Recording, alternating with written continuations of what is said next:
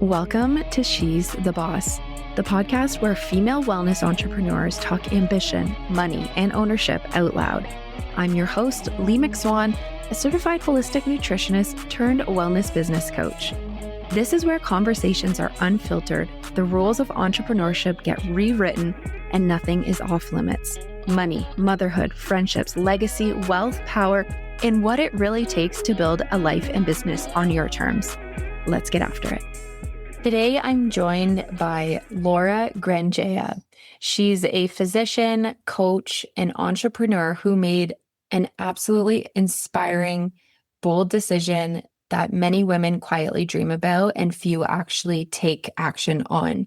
She had a 13-year career in emergency medicine. She chose to step away and build a life and body of work that felt more aligned and resulted in her peace. She's board certified in both energy and lifestyle medicine, a certified health coach, a breathwork facilitator, and the founder of two wellness-based businesses that focus on lifestyle medicine, emotional well-being, and mind-body practices for high-achieving humans. She's also a mom of two, deeply honest in how she shows up, and endlessly curious about why we think, feel, and live the way that we do. Today, we're talking about breaking patterns, realizing why you're actually stuck, and what it looks like to choose differently when the life you built no longer fits. You know, when someone asks you about your offer and suddenly you're over-explaining yourself, you're lowering your prices on the fly, or you're just hoping they don't say no? Yeah, that's because no one teaches us how to sell as nutritionists. Sales Confidence is my 4-week mini mind that shows you exactly how to talk about your work, own your pricing, handle objections, and actually feel really good selling without it feeling pushy or weird or icky. It's simple, practical, and it will completely change how you show up in your business. So if you've been meaning to clean up your sales skills, this is the time. It's linked below in the show notes. Laura, welcome to She's the Boss. How are you doing? I'm doing great. Very happy to be here. Thank you. Amazing. I am very excited about our conversation today. But before we kick that off, I would love to know what your morning routine looks like. All right. I'm happy to share. My mornings are actually extremely chill. And that has been a big change for me over my lifetime, but it's actually something I've realized is really important to me to start the day off that way. So I wake up, I do have an alarm. Sometimes I wake up before it, sometimes with the alarm, and, just get through the normal stuff, brush my teeth, get dressed, whatever, have my coffee and totally relax, read something, whatever, while I'm having my coffee, my breakfast. Oh, I do have to take the dog out. But which is great because that gets me outside straight away in the morning, and having that early sun exposure is actually super important for your night's sleep that night. So that is an important part. And then I have my coffee and just chill. And then after I'm done with my chilling coffee time, then I start the day. Amazing. And what are you having most days for breakfast? So I actually usually have leftovers of dinner. I don't really like typical breakfast food. And also, I really don't like cooking in the morning. In fact, I will not be doing that. So like today, I had some potatoes that we had roasted, black beans, and salad. It was amazing. That's awesome. I am with you. I am not a traditional breakfast person. Yesterday morning, I haven't had breakfast yet today, but yesterday morning I had tuna salad and almond flour crackers because Nice. eggs and bacon, it's just not, I like it once in a while, but I would actually rather have it for lunch than for breakfast. The last person I told this to, they thought I was crazy, but I was like, oh, it works for me. It's just so much easier. It's so much faster too. Like heat it up, be done, get on with the day. Breakfast is a bit of a drag, I think. So take us back to how your career started from the time that you decided that you were going to become a physician. I decided when I was 17 that I was going to become a physician. I was under the impression at the time that I needed to have my life figured out because I needed to get into college and I needed to pick the right major. And so I was like, okay, this is what I'm going to do. And I really just stuck on that path.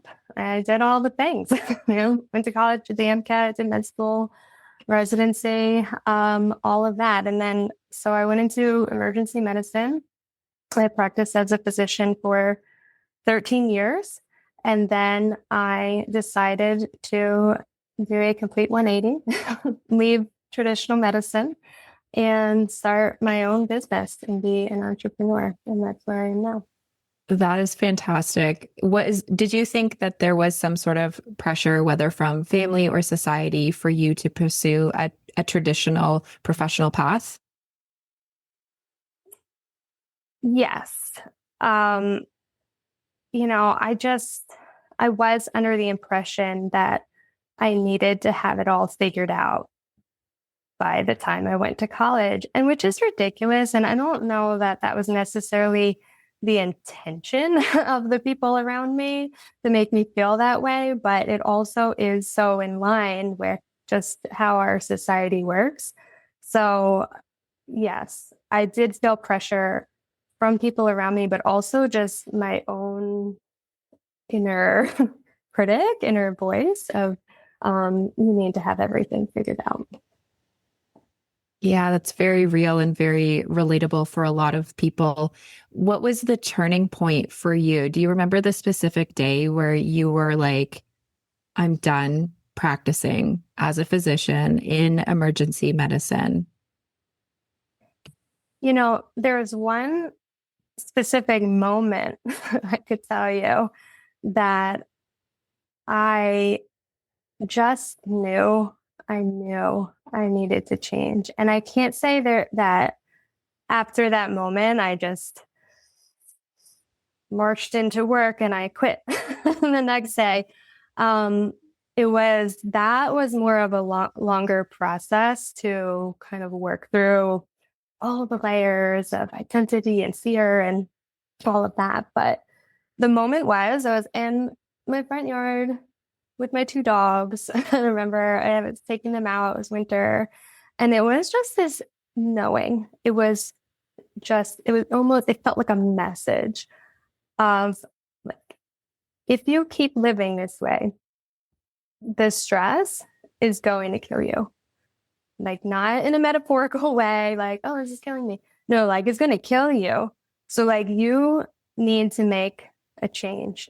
And if you do nothing, you keep going, like, there will be serious consequences for that. And it's just one of those core memories. You have like moments in your life. You have millions of thoughts a day. I don't know if that's right, millions, but you have a lot of thoughts a day and you don't remember the vast majority, but that was so clear to me. So when I think of one moment, it was that. That's so interesting. Can you take us through what an average day looked like for you in emergency medicine? Yeah. So it's shift work. So you could be on a shift at any time of day or night. So an average day, as far as when you go in, could vary from 6:30 a.m. till 9:30 p.m. So it would depend on that day. So I'm not sure do you mean like once I'm there at work, like what is that like? Or do you mean leading up to or around it? Yeah, the whole day, like start to finish, getting ready for work, the commute, Okay. being at work, coming home. Yeah. So let's just say it's like a mid shift or something, going in at like 10 a.m. or 12:30 or something like that. I'd wake up, I'd try to set a couple things in the morning, try to maybe get a workout in, maybe spend some time with the kids and things like that. And then go to work. My commute, I would usually listen to some sort of CME, which is continuing medical education, like try to keep up with anything new going on that I should know about. And then just go in, do the job. I don't know how people really think about like what that's like as an emergency doctor. Although apparently the show The Pit is extremely accurate. I haven't watched it because I don't need to relive this, but I have heard it's like extremely accurate. But basically, anything that you can think of, you would call 911 for or go to the emergency department, then I would be there and deal with that. So it could be literally anything, from heart attack, stroke, overwhelming infection to, um, lesser like things like maybe you just have a bad cut and you need it sewn up, something like that. Um, to mental health crises, to what we see a lot, which is just chronic disease that got too bad, either an acute exacerbation or just like a slow decline that got to the point that that person felt like they needed to be seen that day. So anything, all of it, whatever comes in the door is what we deal with. Um, when you get there, you take sign out. So you pick up whatever the doctor before you was working on. You take over those patients. When you're done, you sign out those patients to the next doctor coming on. Because, it's 24 hours a day is the hours. And then after that, I'd get home. I would try to kind of decompress. I think that was always hard. Um, Probably did that mostly through distraction, television, that kind of thing. And then go to bed. And that's the day. It's a lot. That's a lot emotionally, physically, mentally. How do you think the healthcare system in that sort of framework is either helping support women in this sort of profession?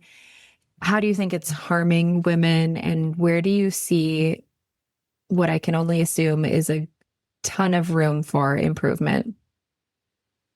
I don't think that the healthcare system explicitly is doing much of anything to help women. Um, yes, you can do anything. You can climb the ranks. You can go to medical school. You can do all of the things, but I do feel strongly that being a woman in medicine does provide some challenges that are different than being a man in medicine. And it can be very frustrating when the men in medicine don't recognize that. um, Medicine is a very hierarchical system. Um, and being a woman does play a role in that. Can you give us an example of what exactly you mean by that? Being spoken to in disrespectful ways, being called sweetheart, by consultants. I think that there's this implicit belief by some men in medicine that you can speak certain ways to women physicians that I don't see happening to the same extent amongst men talking. I think that there's also some expectations that you'll go along with how things are and not call out bad behavior and not rock the boat. That was an issue for me. So those are some examples. And would that create the compounding stress that you felt like was literally robbing you of your life? That was part of it. I realized that in general, the system that I was working in operated by values that were polar opposite to my own. So prioritizing speed over actual care and quality of care, disrespectful communication being tolerated and, expected to not defend yourself or speak up against that. Often knowing that decisions that were being made out of convenience rather than what was right. So I do feel that, I want to be clear that yes, it's a stressful job. There are life and death decisions, but I was trained for that. I was not necessarily trained to tolerate being in a system that was just violating my values. And so when I talk about the stress, it wasn't like, oh, I'm not strong enough to deal with difficult choices. Like, I'm talking about a much deeper level of values violation that I was not willing to tolerate. And then you have to make this bold decision of, do I stay or do I go? And I know you said that you leaving didn't happen overnight. How long did it take you to leave, and what did the process look like? Probably took me a year. I hired a coach who had left medicine, and now worked with other people in healthcare that were not feeling filled or just not feeling like they're in the right place. At that point, I just remember describing this mind tornado that I was in. It was like my mind was constantly spinning with just trying to problem solve, but not even knowing where to start. And it's funny because it's like, I knew actually, I remember filling out a form, and it was one of the questions was, how will you know that this coaching program worked, or something to that effect? And I wrote, well, I will have left medicine. So looking back, I'm like, I knew what I needed to do, but knowing what ultimately is best for you and then actually doing it, because there's a lot of consequences that come with that. Those are two different things. But I worked with her for 6 months. I went to per diem. I'd been part-time for a long time, but I went to per diem, but with kind of an understanding of I would have a certain number of shifts a month to stay in the game, to finally, I was at a conference on nutrition and medicine, and I was so inspired by everything I was seeing and learning about, and these other people that were having careers that were really helping people. And I just thought, like, they're doing it. So I can do it. Like, I just have to actually take the leap. And I sent the email the conference just ended. I was still in the room. I had my laptop. I brought that day because I was like, I'm going to do it really soon. I'm going to do it. And and I sent the email from there, and then I left. Wow, what a bold move. Not that it came out of nowhere, but just in that moment, you're like, this is the time. What did you do after that?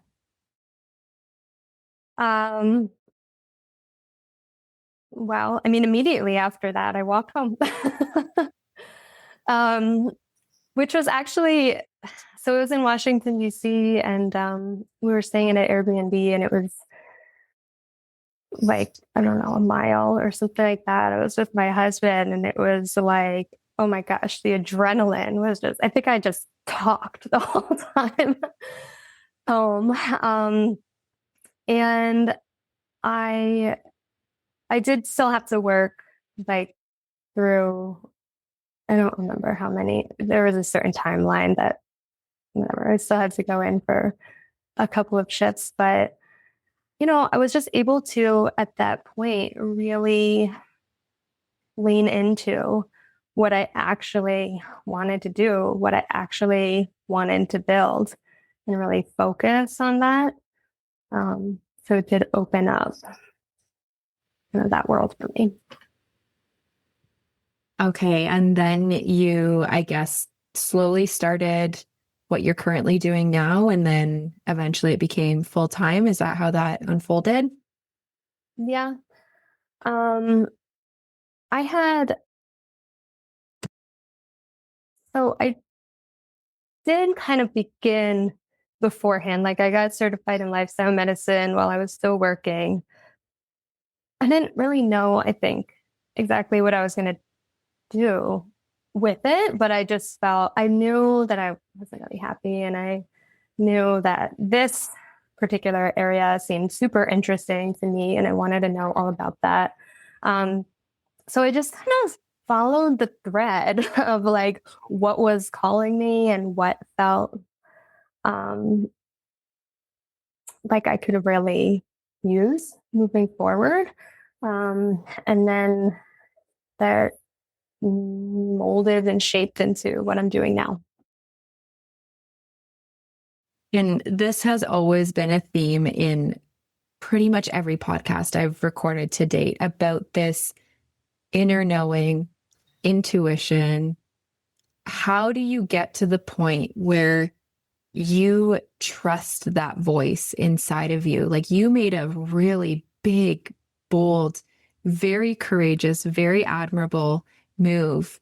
And it sounds like you had your husband's full support, and sounds like he was very excited for you as well too. But how do you talk yourself through this will be okay, even though I don't know everything right now?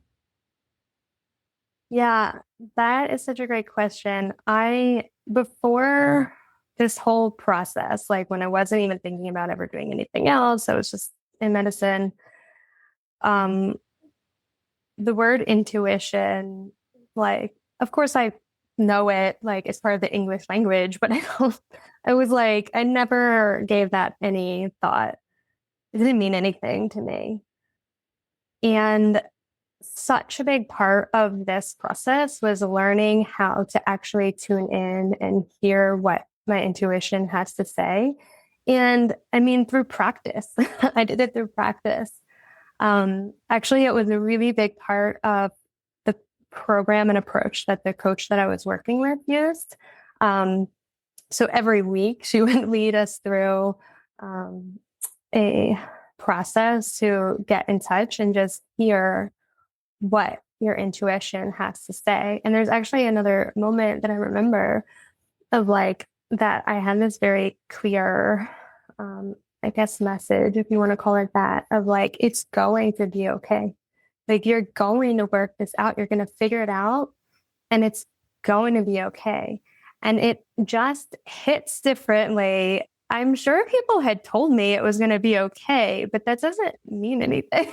Like, yeah, whatever. You don't know that, you know? And I think it's also just, even in small ways, listening and like noticing that it's right. And it's been telling me all along. Like when I was trying to work out, like, how can I actually leave? And I would like constantly have these like visions come up that were just so on point with what I was feeling and what I needed to do and what I knew. Like I said, I knew the whole time. I just couldn't accept it. I was scared. It's scary. It's um, very scary, and there's so much to consider. One of the biggest questions that I'm sure people listening would have is how do you prepare financially to go from a good paying, secure job into entrepreneurship? yeah. Um, so for me, I did have savings, but also um, I am in a situation where my husband still has a regular paycheck. And so we were not actually dependent on my paycheck. And so that did open up um, a lot of opportunity for me to explore without the pressure of having to keep up that same level of paycheck that we were used to. So that is a privilege that I have that I'm cognizant. Not everybody has that. Um, Although I do know, because there's other people in the group that I was working in, that many people will get a bridge job. So something that does bring in a paycheck, but also is not so demanding that you can still dedicate some time and energy to what you're actually trying to build. Yeah, I love that. And I love that honesty of, it is a different situation when you have somebody else to financially support you and the family when you make these big, bold decisions. I'm definitely not somebody that would ever recommend anybody quit their stability in order to pursue a new venture. And so I really appreciate that honest answer there. Um, so who are you working with right now? And what is the name of the business and what exactly do you do? Yeah. So I actually have technically two businesses. It's two LLCs, although I like to think that you're getting me. I'm the person that you're working with. And so I'm actually currently recreating a new program that is run primarily through whole well-being. It's whole well-being lifestyle medicine is the name of the business. My other business is called Be Well Center. And the purpose of that business, or the coaching program, I should say, is to help people understand why they feel the way that they do and how the way that they've been living has created how they're feeling. And then using that information to reshape their life in a way that's supportive of their health and the person that they actually are. So I look at the way we feel as the end product of a lot of different inputs. So there's the health behaviors that are kind of like a top layer of the things that are kind of obvious. You probably already know, like how you eat and how you exercise and sleep and all of these things. But then there's also the thoughts and the beliefs and the patterns that underlie everything that we do. And so it also involves an exploration into those things. And the reason why is that a lot of times the behaviors that are kind of at the end is the result of the patterns that have been playing over again and again in your life. So if you only focus on these actions and you create the perfect routine, then that could be really good for that moment or season in your life. But then once something else in life throws that off, it derails the whole program. And then the same pattern starts playing out again and again. And so it's really, the point is to help you feel better, but in a way that is so sustainable because it's based on understanding who you are and what you need. I prefer to do that through whole well-being. The difference between the LLCs is that in one, it is technically a medical practice, and the other one is not. So there's a lot of really strict rules around what constitutes medical practice and where you can do that. So what constitutes medical practice is any advice from me that's personal to someone else about their health, even if it's just around lifestyle changes. So I can do just health coaching and never give any personalized advice, but I really don't feel that's not my preference because I want to use all of the information that I have. So in the states that I am licensed to practice medicine, I can do that. And in the ones that I'm not, I can't. And I can still run the program, but just without the personalized health advice through the other business. But also with Be Well Center, which is just completely non-medical. I'm just there as a guide. I also run mind body workshops that I try to do about once a month or so as well.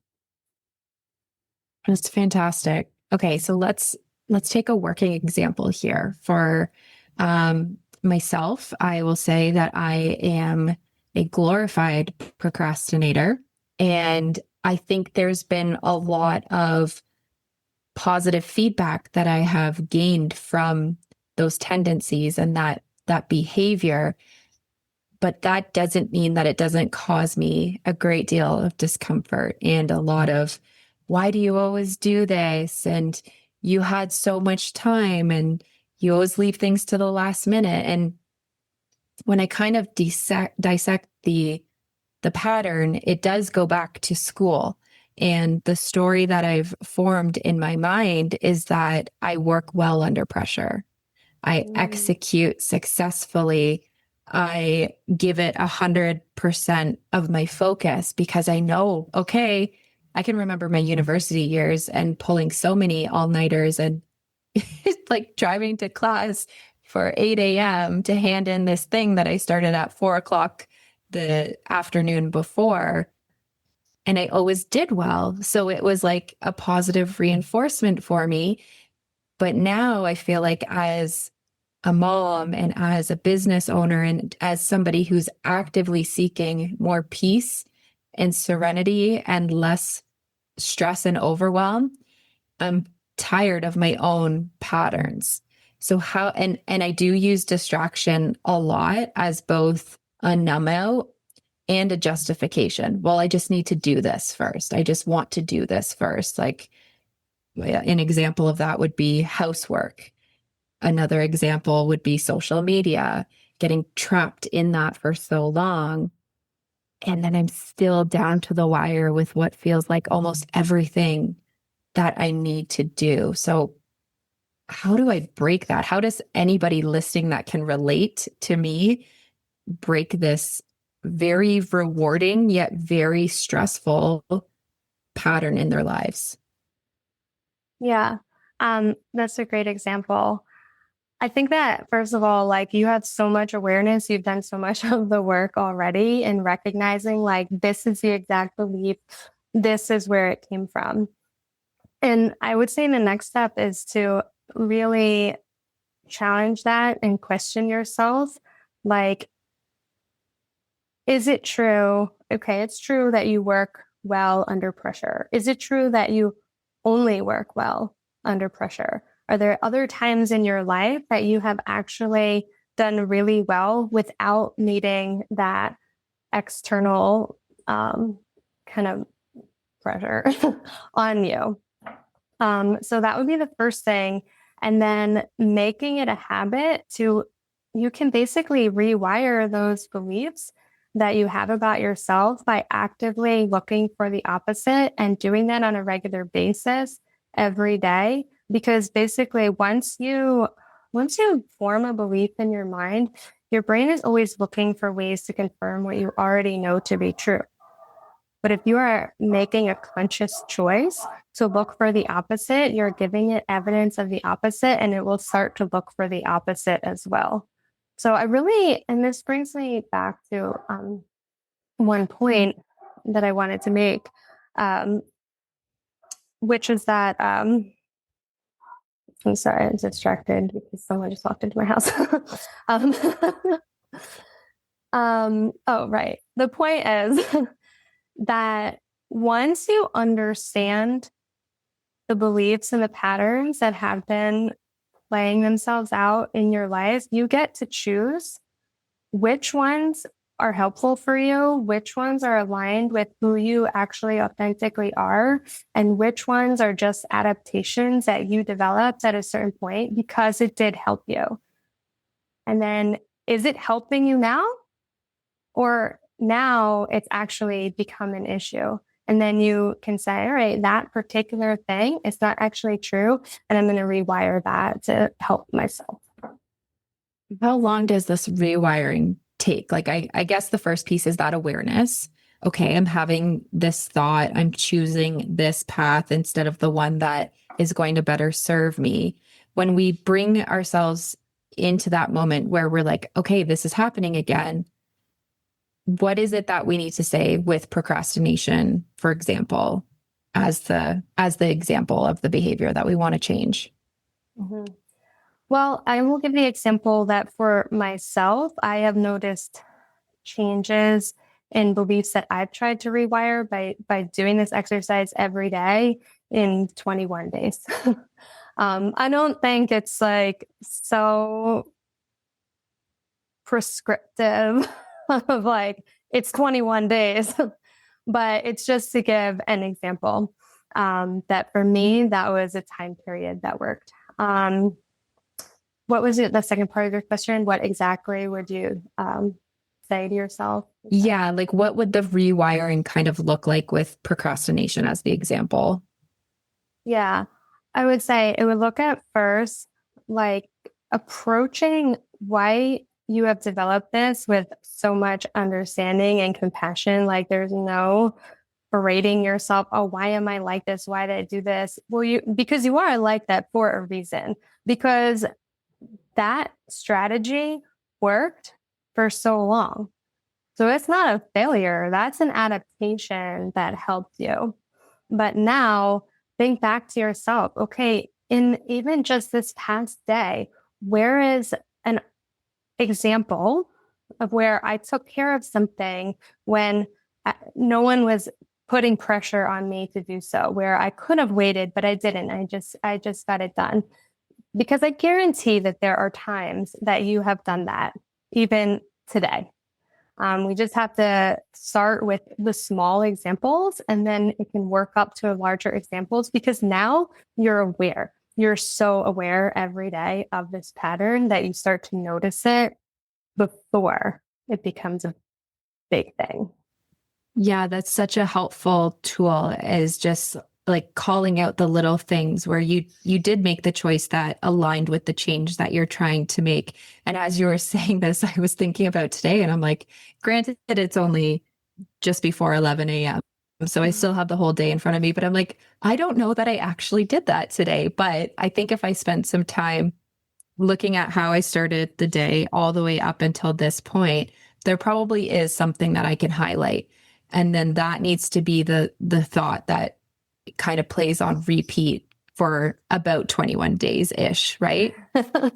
Yes. I'm wondering even if it might be easier to find an example if you think about things that you do for someone else.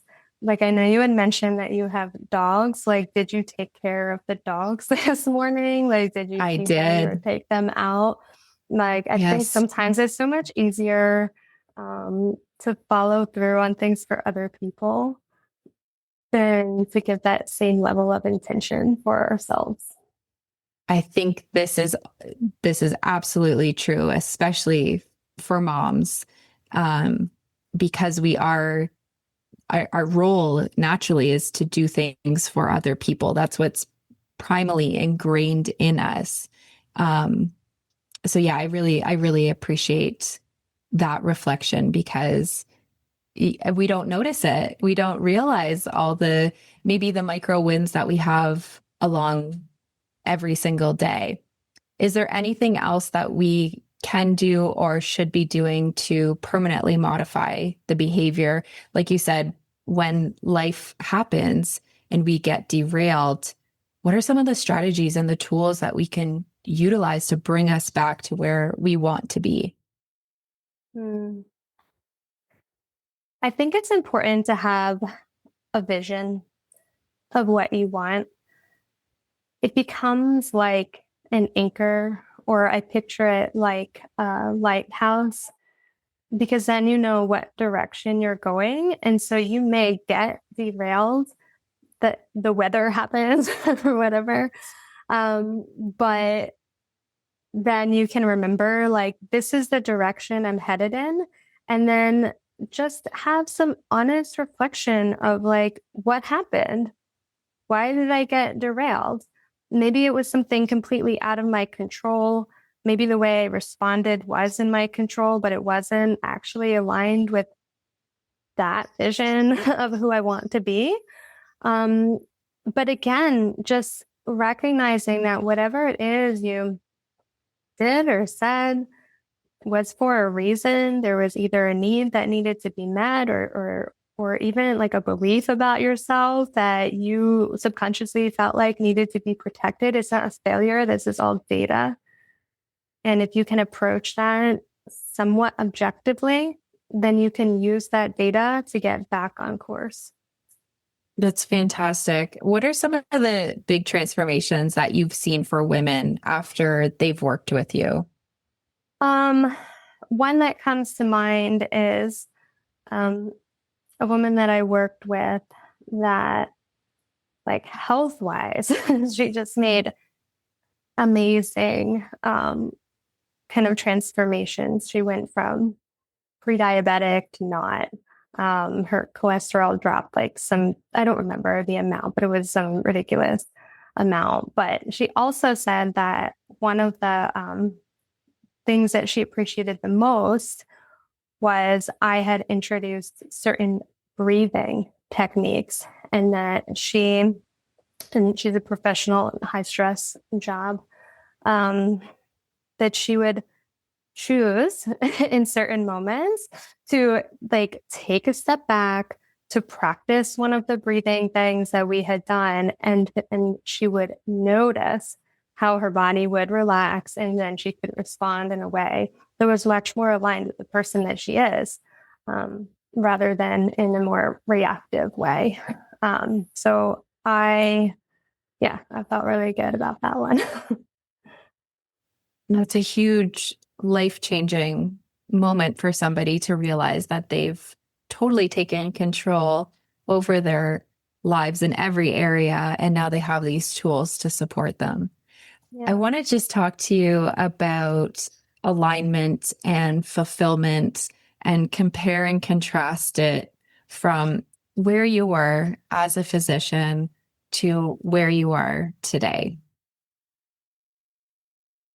Yeah, I mean, that's kind of everything. I realized that the life that I was living, it made so much sense. Like, it made so much sense to choose this. I loved everything science. I wanted to help people. Like, it was perfect. It's just that the actual reality really didn't line up. And I had a really hard time accepting that as true. And I think that for so many years, I was living on deferred happiness and deferred hope. Like, okay, being a third year medical student is the worst. No one wants you there, and it's terrible. But you're like, okay, yeah, this feels terrible, but I'm a third year medical student. Of course, it's going to feel that way. And then you get to residency, and then things still don't feel right, but you're like, that's okay. It's just that I'm not attending yet. Then I'm going to be really happy. And then you get to be an attending, and it's still the same issues coming up again. And then I was like, it's not the right hospital system. I just have to change that. And honestly, I got to the point that I didn't have anywhere left to defer to. I just had to face the fact that this isn't working, and there's not some other milestone on the horizon that I just have to get to. And so that was so huge for me, because I had nowhere left to hope for. This was it. So now, every step along the way, how I feel in that step matters. It's not, I wouldn't accept, like, if I don't, let me phrase this differently. This is something I got from my coach, so I'll give her credit. But the question is, do you like who you are becoming on this path that you're on? So it's not necessarily that at every moment you have to be having the best time, because that's just like unrealistic. But like, do you like who you're becoming? And that was another big thing. I did not like who I was becoming because I had to become a person that could survive in this system, that could harden myself enough to just keep going. And that's not who I am. Like, I'm so deeply feeling. I care just about everything. And I didn't want to be someone that didn't care. So that is really the big difference now. I can lean into my strengths of caring so much, of wanting to go really deep with people. That's a great thing in the career that I'm in now. But again, like I said, it's do I like the person that I'm becoming? And I can definitively say now, yes, I do. I have chills because that one question answers so much for us. It literally encompasses everything. Do I like who I'm becoming? And you realize that there was such a polarity between who you had to show up as every day when you walked into the hospital and what you intuitively felt and knew that you needed, who you needed to be, and the values that you so bravely protected and said, this is non-negotiable for me. And I absolutely love this story, your story. I love the way that you have shared it with us. It's absolutely beautiful and so inspiring. Laura, where can people find you and how can they work with you? Yeah. You can find me, you can go to my website. It's wholewellbeinglm.com. The LM stands for lifestyle medicine. Or you could go to the Be Well Center website. You can find me either way, bewellcenter.life. And then that's probably the easiest thing. And then you can find my socials on there as well. But it's Whole Wellbeing Lifestyle Medicine on Facebook and Be Well Center on Facebook as well. All of that will be linked in the show notes. Thank you so much for being here. My final question before we sign off is, what does it mean to be a boss to you? I think what it means for me is to be able to tune in to yourself, recognize what your most important values are, and to take action that is aligned with those values. So good. I agree with you 100%. The daily actions, like you said earlier, having that end vision in mind and just working towards it. This has been a fantastic conversation. Thank you so, so much for your time and for being here. It was my absolute pleasure. Thank you.